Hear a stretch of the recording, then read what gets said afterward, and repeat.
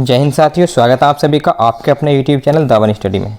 तो साथियों, रोजाना की तरह आज हम फिर लेकर आए हैं आपके बीच में जनरल अवेयरनेस के 20 बहुत ही महत्वपूर्ण प्रश्न जो railway group D phase 3 exam के लिए बहुत ही ज़्यादा महत्वपूर्ण है।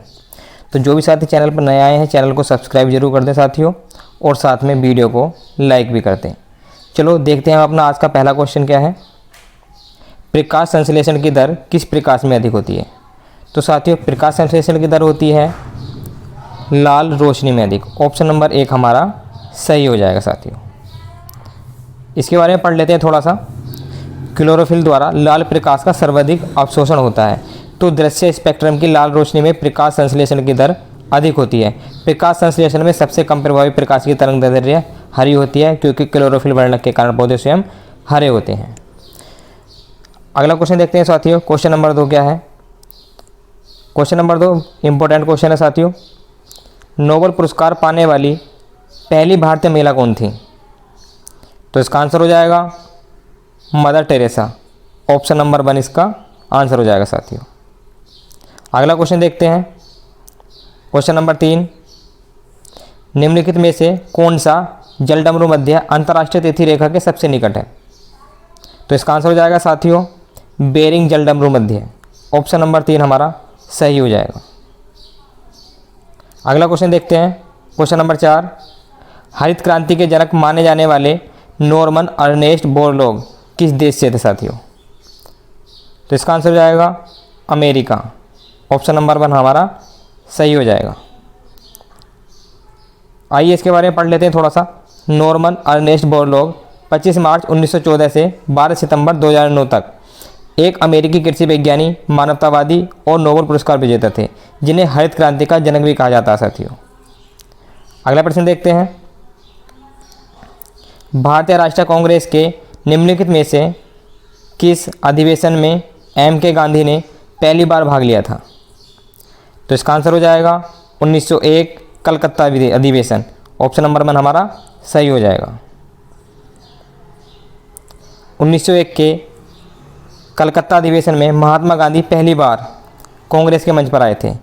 तब दक्षिण अफ्रीका में स्थित एक वकील गांधी जी ने कांग्रेस से देश में नस्लीय भेदभाव और शोषण के खिलाफ संघर्ष का समर्थन करने का आग्रह किया था।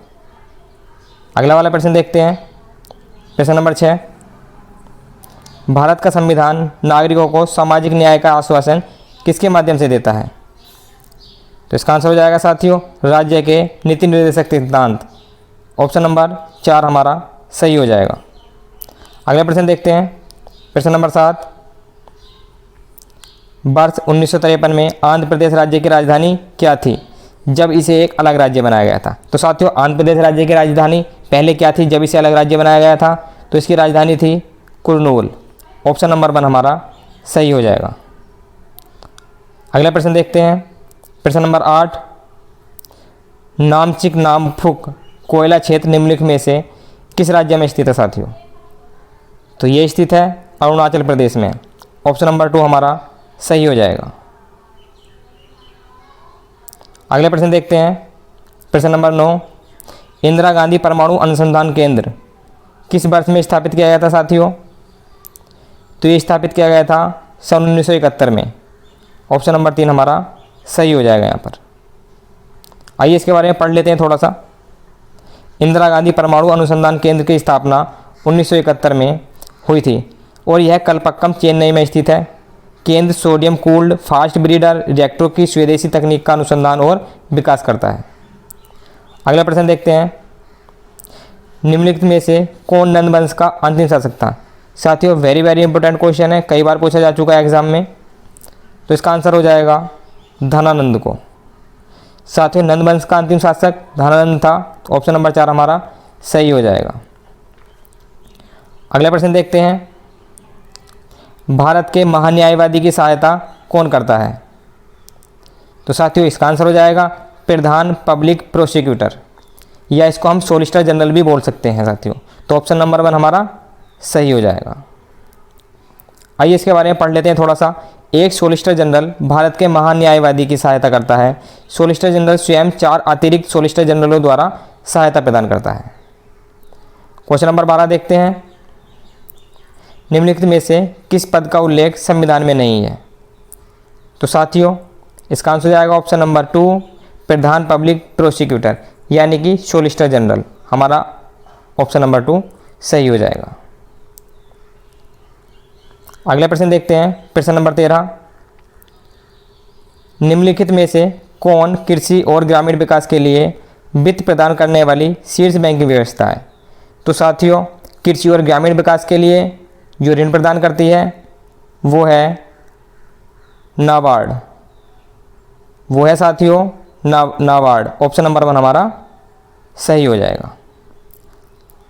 अगला प्रश्न देखते हैं, प्रश्न नंबर 14, राष्ट्रपति शासन कितने महीने तक जारी रह सकता है साथियों? तो साथियों राष्ट्रपति शासन जारी रह सकता है 6 महीने तक। ऑप्शन नंबर 1 हमारा सही हो जाएगा।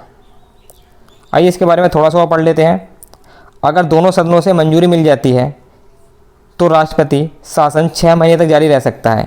इसे हर 6 महीने में संसद की मंजूरी से अधिकतम 3 साल के लिए बढ़ाया जा सकता है। साथियों पहले इसको 6 महीने बढ़ाया जा सकता है, अगर दोबारा से दोनों सदनों की मंजूरी मिल जाती है तो फिर से इसे 6 महीने बढ़ाया जा सकता है। इसी तरीके से 6 महीने बढ़ाकर इसको ज़्यादा से ज़्यादा हम 3 साल तक बढ़ा सकते हैं साथियों। अगले प्रश्न देखते हैं, प्रश्न नंबर 15 क्या है? आकस्मिकता निधि की सीमा क्या है? तो साथियों इसकी सीमा है 30,000 करोड़। ऑप्शन नंबर 1 हमारा सही हो जाएगा। आइए पढ़ लेते हैं इसके बारे में भी थोड़ा सा।